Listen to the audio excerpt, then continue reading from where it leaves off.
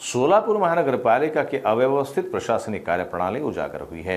बिना भूमि अधिग्रहण किए ही डबल पाइपलाइन परियोजना के लिए टेंडर जारी कर दिया गया। इस मुद्दे को भारतीय जनता पार्टी विधायक देवेंद्र कोठे ने जिला नियोजन समिति की बैठक में उठाया, जिसके बाद पालक मंत्री जयकुमार गोरे ने महानगरपालिका आयुक्त को तत्काल समाधान के निर्देश दिए। सोलापुर महानगरपालिका के प्रशासन में एक अजीबोगरीब मामला सामने आया। उजनी से सोलापुर के बीच डबल पाइपलाइन परियोजना के दौरान यह बात सामने आई कि जल शोधन संयंत्र के लिए टेंडर उस समय जारी किया गया जब महानगरपालिका के पास परियोजना के लिए आवश्यक भूमि का कब्जा नहीं था। यह मुद्दा सोलापुर सिटी सेंटर से भारतीय जनता पार्टी विधायक देवेंद्र कोठे ने जिला योजना समिति की बैठक में उठाया। विधायक कोठे ने महानगरपालिका की अव्यवस्थित योजना पर सवाल उठाए और पालक मंत्री जयकुमार गोरे के सामने शहर की पेयजल योजना को लेकर कई अहम मुद्दों पर चर्चा की। पालक मंत्री ने महानगरपालिका आयुक्तों को सख्त निर्देश देते हुए इस समस्या का शीघ्र समाधान करने का आदेश दिया। मागच्या 7 ते 8 वर्षापासून 12 लाख सोलापूरकरांना एक स्वप्न दाखवलं जातं की दुहेरी पाईपलाईन पूर्ण झाल्यानंतर शहराला रोज पाणी पुरवठा केला जाईल। त्यानंतर तो एक दिवस आड केला जाईल असं सांगण्यात आलं। आज जवळपास 110 किलोमीटरपैकी 105 किलोमीटरचं काम पूर्ण झालेलं आहे। आपण अपेक्षित धरतोय की महिन्याभरात उजनी सोलापूर दुहेरी पाईपलाईन पूर्ण होईल आणि आपल्या शहराला एक दिवस आड पाणी पुरवठा होईल।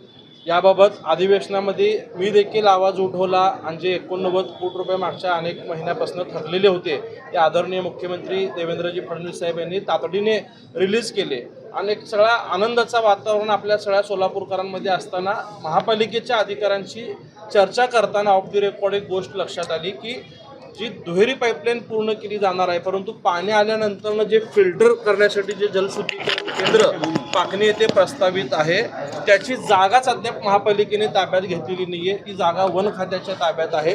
जागा आपल्या ताब्यात नसताना त्या जागेचं त्या शुद्धीकरण केंद्राचं टेंडर काढून ते टेंडर देऊन त्याचं वर्क ऑर्डर देण्याचा पराक्रम एकीकडे महापालिकेचं प्रशासन करतं, परंतु जागा वेळेत पूर्ण मिळण्यासाठी जे आवश्यक ते प्रयत्न करायला हवे होते ते त्यांच्याकडनं झाले नाही। आणि एक बाब जी निदर्शनास आली की ही जागा मिळवल्याशिवाय आपल्या शहराला एक दिवस आड पाणी मिळणार नाही।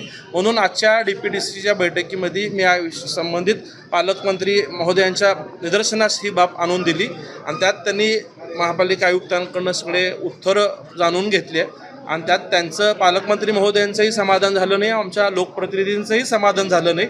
आणि चर्चेच्या अंती पालकमंत्री महोदयांनी असा निर्णय घेतला की महाराष्ट्र शासनाच्या वन खात्याकडे या जागेसाठी प्रयत्न करूयात आणि त्यासाठी काही 9.5 कोटी रुपयाची रक्कम लागणार आहे। ती वेळप्रसंगी महाराष्ट्र शासनाकडनं आणायचा प्रयत्न करूया। त्यात जर विलंब होत असेल तर ती 9.5 कोटी रुपये महापालिकेने स्वतःच्या तातडीने उपलब्ध करून द्यावेत, कारण का ती जागा कायमस्वरूपी महापालिकेच्या मालकीची होणार आहे आणि एवढा मोठा 800,000 कोटीचा योजना ज्या कामासाठी अडकलेली आहे ती पूर्ण करण्याची त्यांनी याबाबतची सूचना दिलेली आहे। आपल्या मताशी आम्ही निश्चितच सहमत आहोत। तहान लागली की विहीर खोदायचा असा प्रकार महापालिका प्रशासनाकडून केलेला आहे। केवळ आपल्याला दुहेरी पाईपलाईनवरती फोकस करून जी मोठी एवढी गंभीर बाब आहे ती कुठंतरी आपल्या निदर्शनास आणली गेली नव्हती आणि ही बाब आदरणीय मुख्यमंत्री महोदयांशी स्वतः पालकमंत्री जयकुमार गोरे साहेबही चर्चा करणार आहेत। आम्ही आमदार म्हणून साहेबांसोबत या चर्चेत सहभागी असू आणि लवकरात लवकर ती जागा ताब्यात घेऊन त्याचं काम चालू करण्यासाठी आपण प्रयत्न करूया।